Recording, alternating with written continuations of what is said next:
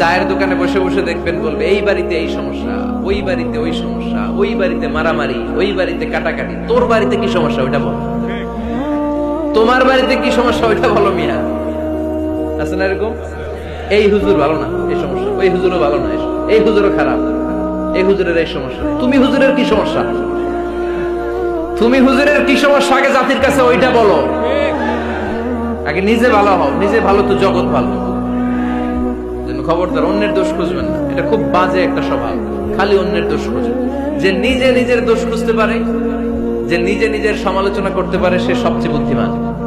কারণ অন্য কি করছে এই ব্যাপারে আপনারা ধরবে আল্লাহ। কথা বলেন না কেন? আল্লাহ আপনাকে ধরবে আপনার কি সমস্যা, আপনি কি করলেন, শুধু ওই ব্যাপারেই আপনি জিজ্ঞাসিত হবেন। এজন্য আল্লাহ বললেন তাদের উপর আমার লানত, তাদের উপর ধ্বংস যারা প্রকাশ্যে অপ্রকাশ্যে অন্যদের দোষ খুঁজে বেড়ায়, দোষ বলে বেড়ায়। এরকম আছে না নাই? আল্লাহ লানত দিয়ে বললেন ওয়াইলুল লিকুল্লি হুমাযাতিল লুমাযা। গোপনেও দোষ খোঁজে, প্রকাশ্যেও দোষ বলে, তাদের উপর আল্লাহ লানাত। হুমাযাতিল লুমাযা, এই লুমাযা শব্দ থেকে আল্লাহ এনেছেন ওয়ালা তালমিযু আনফুসাকুম। একে অপরের দোষ খোঁজো না, নিজের দোষ খোঁজো, সেই সবচেয়ে বুদ্ধিমান। তাহলে আমরা আত্মসমালোচনা করব। কি করব? খেয়াল রাখবেন, সবচেয়ে খারাপ হচ্ছে সমালোচনা। সবচেয়ে খারাপ কি? তারপর কিছুটা ভালো যেটা, সেটা হচ্ছে আলোচনা। সেটা কি? আলোচনা। সবচেয়ে ভালো হচ্ছে আত্মসমালোচনা। সবচেয়ে ভালো কি? তাহলে তিনটা বললাম। এক হচ্ছে সমালোচনা, আমরা করব না, আমরা করব আলোচনা, আর সবচেয়ে বেশি করব আত্মসমালোচনা, সেলফ ক্রিটিসিজম। রাতে ঘুমানোর আগে একটু ভাববেন কি কি ভুল করলাম, কাকে কাকে কষ্ট দিলাম, কি কি অন্যায় আজকে আমার দ্বারা হলো, কালকের দিনটা যেন আমার আজকের দিনের চেয়ে ভালো হয়। নিজের সাথে নিজের এরকম বোঝাপড়ার দরকার আছে না নাই? আমরা যেন আত্মসমালোচনা করি ফরিদপুরের ভাইয়েরা, অন্যের দোষ যেন না খুঁজি। Small people talk about people. যারা নিচু মনের মানুষ, এরা শুধু মানুষের দোষ খুঁজে বেড়ায়, মানুষ নিয়ে কথা কয়, এই মানুষ, এই মানুষের সমস্যা, এই সমস্যা। Average people talk about things and story and the incidents. যারা মাঝারি মনের মানুষ, তারা বিভিন্ন ঘটনা নিয়ে কথা বলে, বিভিন্ন বিষয় নিয়ে কথা বলে। আর গ্রেট পিপল, যারা মহামানুষ, দে টক অ্যাবাউট আইডিয়াস। তারা নতুন নতুন আইডিয়া নিয়ে কথা বলে।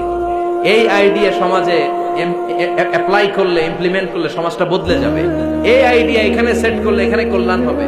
বড় মনের মানুষরা আইডিয়া নিয়ে কথা বলে। এখন দ্য ডিসিশন ইজ ইয়ার্স, সিদ্ধান্ত আপনার।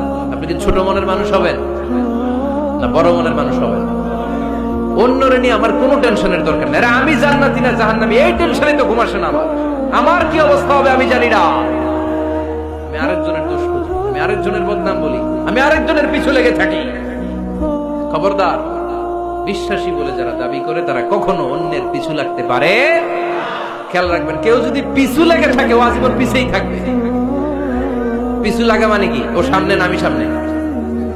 কথা বোঝে নাই বোধহয়। কেউ যদি আমার পিছু লাগে, ও সামনে না আমি সামনে, আমি সামনেই থাকবো, ও পিছনেই থাকবে। কথা বুঝতে পেরেছেন?